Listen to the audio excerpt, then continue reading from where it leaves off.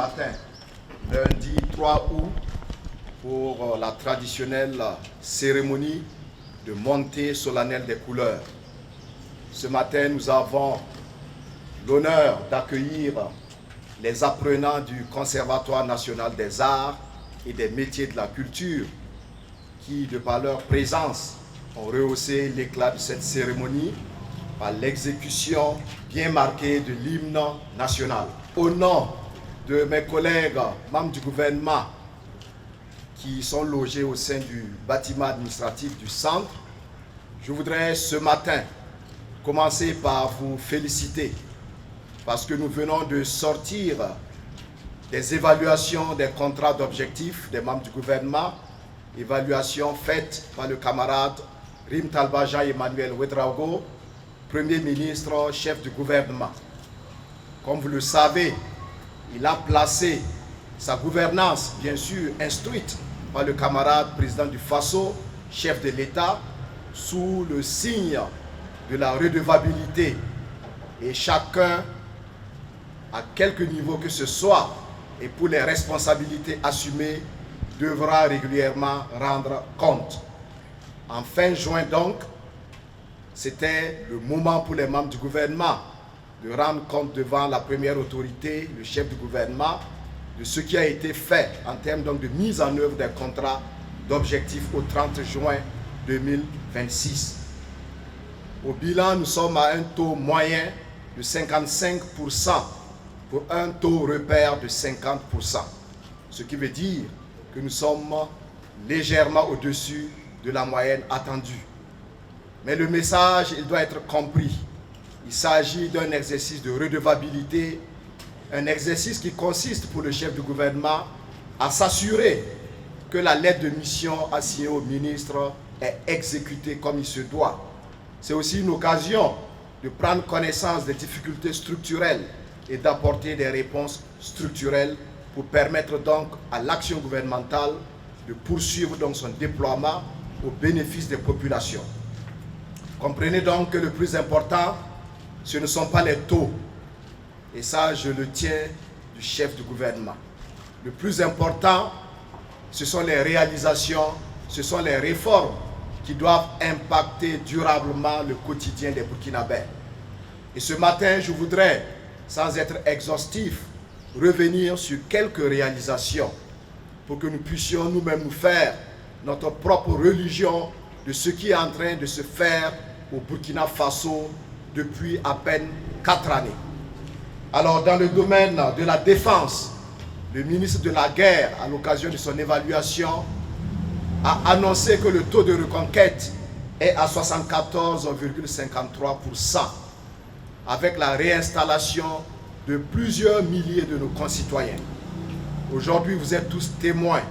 Chacun de vous, chacun de nous a certainement à un moment donné accueilli des personnes déplacées internes qui, depuis un certain temps, sont repartis dans leur localité d'origine.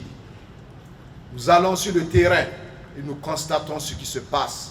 Nos populations vaquent tranquillement à leurs occupations quotidiennes. Et cela est à l'honneur de nos vaillantes forces combattantes à qui nous ne cesserons de rendre hommage. Dans le secteur de la santé, nous avons pu faire le constat de la baisse drastique des coûts et de l'accès aux soins de santé.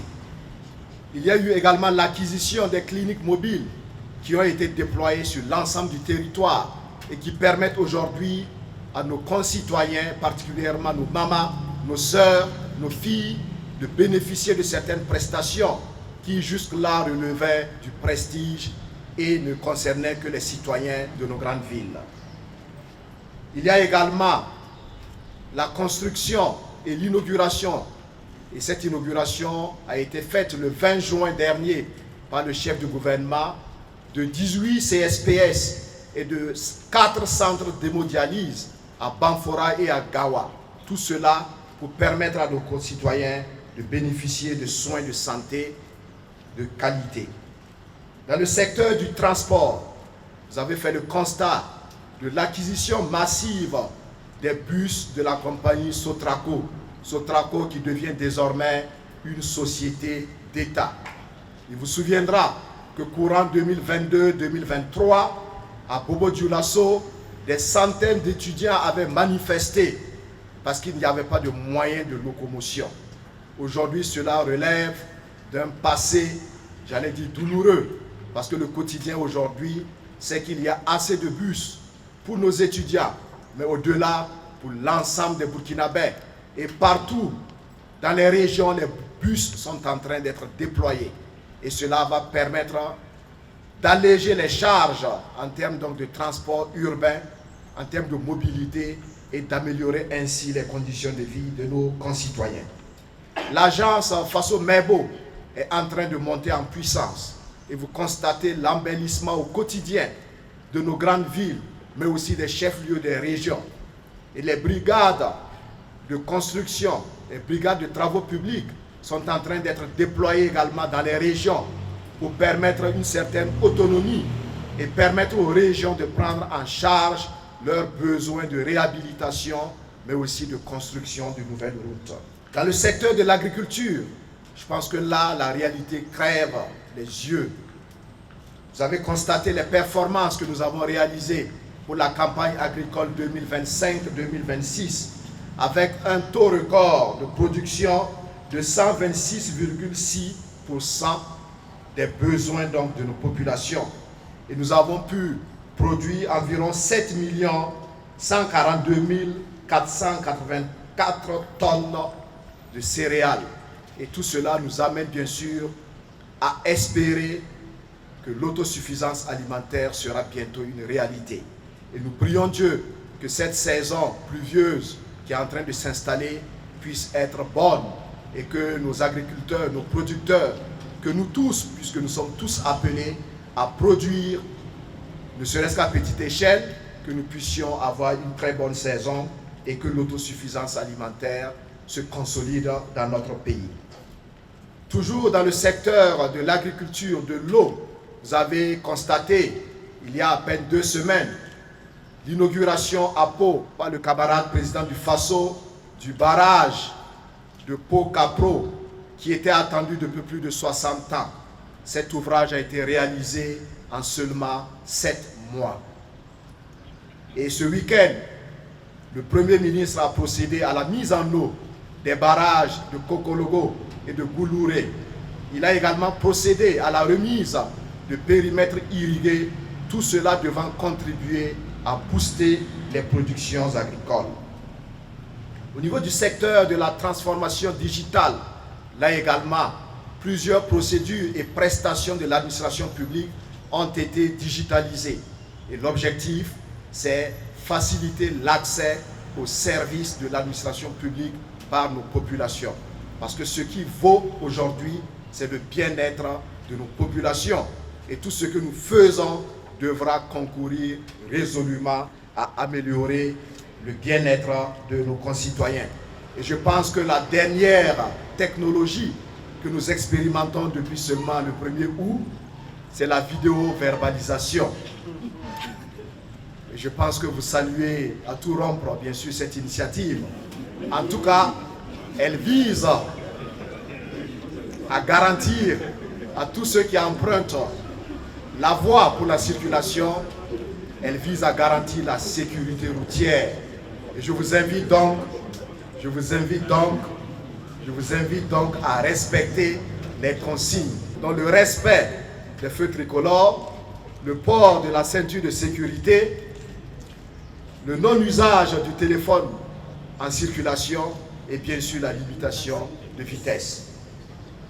Alors nous devons également nous satisfaire de la tenue des grands événementiels, notamment la Semaine nationale de la culture, la Semaine du numérique et bien d'autres événementiels. Et courant ce mois de septembre jusqu'à la fin de l'année, nous allons également organiser bien d'autres événementiels qui devront contribuer à donner de la visibilité à notre pays et à montrer aux yeux du monde que nous restons debout et que nous avançons sereinement et bien sûr avec assurance vers notre souveraineté totale. Voici autant de réalisations. La liste n'est pas exhaustive. Il nous appartient à tous de travailler à donner de la visibilité à ce que nous faisons. Parce que comme on le dit en communication, quand on fait bien, il faut le faire savoir. Il faut le faire savoir. Et je voudrais saisir cette opportunité pour rendre hommage à certains de nos concitoyens qui se sont engagés à soutenir le gouvernement, à soutenir le peuple burkinabé. Je veux parler de nos acteurs de la veille citoyenne, les Wayinya comme on les appelle. Hommage à vous. Je veux également rendre hommage aux BIRC. Je leur rends hommage simplement parce qu'ils sont déterminés, ils sont engagés contre rien, parce qu'ils sont des patriotes. L'engagement des Wayinya et des BIRC fait trembler les impérialistes. Il y a à peine une semaine, Reporters sans frontières et certains médias impérialistes se sont offusqués de l'engagement déterminé des BIRC. Ils sont même allés jusqu'à qualifier les BIRC de milices numériques. Mais nous sommes plutôt fiers du travail qu'ils font. Parce que comme on le dit, le sorcier, il a toujours peur. Il a toujours peur parce qu'eux-mêmes ont érigé des individus qui chaque jour au quotidien sur les médias ne font que diffuser de fausses informations. Et ils nous refusent le droit aujourd'hui de parler de nos réalisations. Et ils nous traitent d'essaims d'abeilles, de milices numériques. Je voudrais dire au BIRC, restez imperturbables. Le gouvernement vous salue et salue le travail que vous abattez. Et ce matin, je voudrais interpeller tous les serviteurs du peuple. Allons-nous rester en marge de cette dynamique? Faut-il que ce soit les Wayinya et les BIRC uniquement qui défendent le bilan du gouvernement? Je pense que non. Parce que le bilan du gouvernement, c'est aussi votre bilan.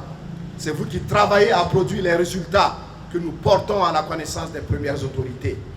Nous incarnons la gouvernance, nous donnons le temps, nous déclinons la vision en action, mais c'est vous qui êtes les ouvriers quotidiennement à l'ouvrage. Donc je voudrais vous inviter et vous engager à être vous aussi sur le terrain de la communication. Donnez de la visibilité à ce que vous faites. Si ça doit faire mal à nos ennemis, que ça leur fasse mal. Notre objectif, c'est de travailler à transformer le quotidien des Burkinabés. Alors je voudrais terminer en disant qu'aujourd'hui, lundi 3 août, nous sommes à la veille du 43e anniversaire de la Révolution démocratique et populaire, la RDP, portée de main de maître par feu le camarade capitaine Thomas Sankara. Nous sommes également à la veille du 66e anniversaire de l'accession de notre pays à l'indépendance. Mais de quelle indépendance parlons-nous? Aujourd'hui, nous sommes dans une dynamique de quête d'une souveraineté totale. Et vous devez être chacun un artisan, un ouvrier engagé dans ce combat, un soldat donc engagé pour la quête de la souveraineté totale. Donc je souhaite par anticipation une bonne fête de l'indépendance à vous, chers serviteurs du peuple. Bonne fête de la souveraineté totale, parce qu'elle sera une réalité très bientôt. Et je voudrais donc vous souhaiter un bon mois d'août, que Dieu bénisse vos familles, que Dieu bénisse le Burkina Faso, la patrie ou la mort. La patrie ou la mort. La patrie ou la mort. Je vous remercie, camarades.